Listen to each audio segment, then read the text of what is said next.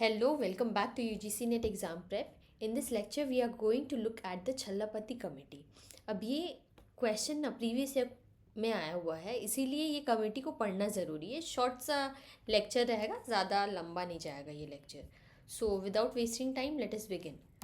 सबसे पहले देखिए ये कमेटी कब फॉर्म हुआ था. ये formed in 2003 by the government of India. ये क्यों फॉर्म हुआ था? To solve the financial problems. जो भी इनएफिशिएंसी आ रहा है आरआरबी का फॉर्मेशन के बाद, तो उसको रिजॉल्व करने के लिए ये छल्लापति राव कमेटी बना था. ऑब्जेक्टिव क्या है इसका? To assess the condition of all the RRB. जितना भी आरआरबी है उसका कंडीशंस को चेक करने के लिए. Measures for their financial viability and operational improvement, ताकि इम्प्रूवमेंट अच्छा से हो सके. जितना भी आरआरबी है उसका कंडीशन अच्छा से हो एंड ऑपरेशनल इम्प्रूवमेंट हो उसका. To facilitate reconstructing in a manner that preserved their regional focus. Restructuring ऐसा हो कि उनका फोकस रीजनल ही रहे, मतलब रूरल डेवलपमेंट पर ही उनका फोकस रहे, बट वो स्ट्रॉन्ग हो जाए, इंटरनली वो स्ट्रॉन्ग हो जाए. इसीलिए ये वाला कमेटी क्रिएट हुआ था. ये उसका मेन ऑब्जेक्टिव है. फिर रिकमेंडेशन, इसका कुछ रिकमेंडेशन था ये कमेटी का. So RRB were to be categorise into 4 groups. इसके हिसाब से 4 ग्रुप में बना था. क्या क्या है? Profitability, capital adequacy and non performing assets.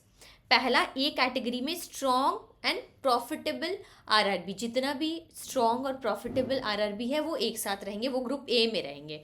फिर बी में है मॉडरेटली टू पुअर, मतलब ठीक ठाक फंक्शन करने वाला आरआरबी. फिर डी कैटेगरी में क्रॉनिकली लॉस, जो लोग लॉस मेक कर रहे हैं आरआरबी, वो लोग थे. उनका मर्जर या तो मर्जर कर ले, कोई भी अच्छा आरआरबी के साथ मर्जर कर ले, या फिर वो शट डाउन हो जाए, कंप्लीटली क्लोजर हो जाए उसका.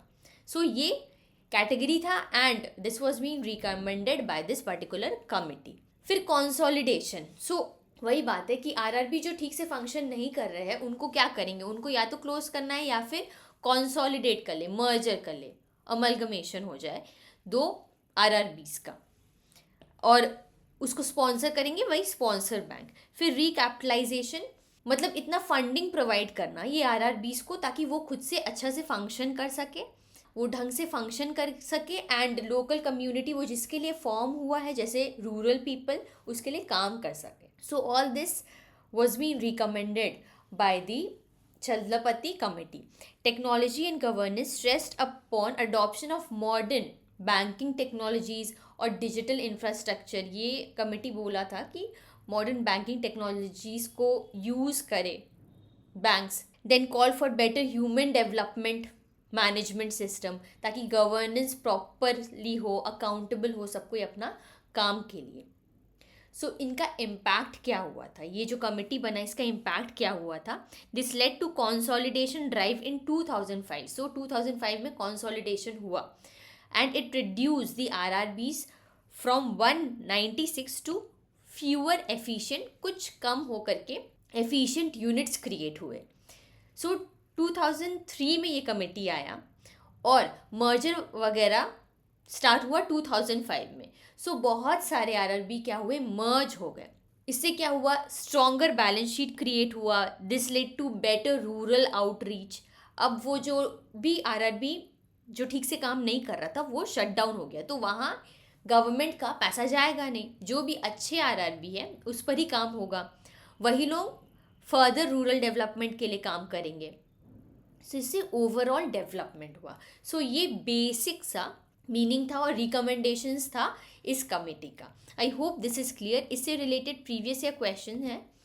सो Chalapathi Rao committee was constituted for reconstructing of, ये सिंपल सा इसका आंसर हो जाएगा आरआरबी.